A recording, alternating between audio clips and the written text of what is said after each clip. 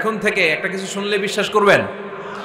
একজন এসে বলল, ভাইজান আপনার মেয়েরা দেখলাম আরেক ছেলের সাথে বাজারে ঘোরাফেরা করে, ওই রমনার বটমূলে দেখলাম আপনার মেয়ে আরেক ছেলেরে নিয়ে ফষ্টি নষ্টি করে, লোকের কথা বিশ্বাস করে বাসায় যে মেয়ের চুলের মধ্যে ধরে মাইর, আইজো মার কাইলো মাইর।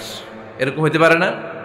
হয়তো ওই লোক আপনার মেয়ের মতো দেখতে আরেক মেয়েকে দেখছিল। এরকম হয় কিনা সমাজে?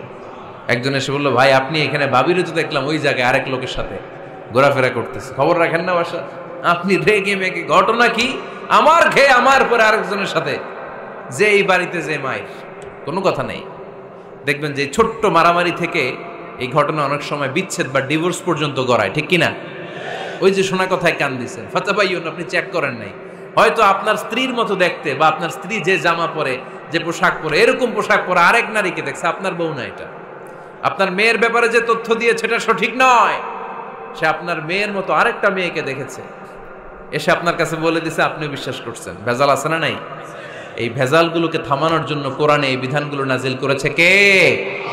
তাহলে ফরিদপুরের ভাইয়েরা, সমাজটারে সুন্দর রাখার তথ্য একটা শুনলেই বিশ্বাস করবেন না।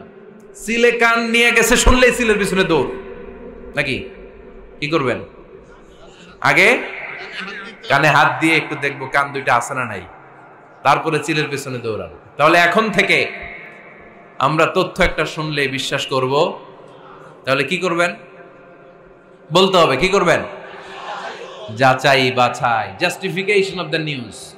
কোন নিউজ জাস্টিফিকেশন ছাড়া আমরা প্রচার করব, বিশ্বাস করব, শেয়ার করব না।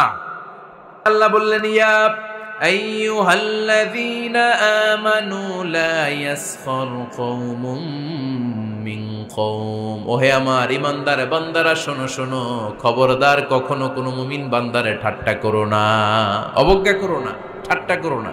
তার মনে কষ্ট হয় এমন কোনো কথা তারে বলো না। নেভার স্কপ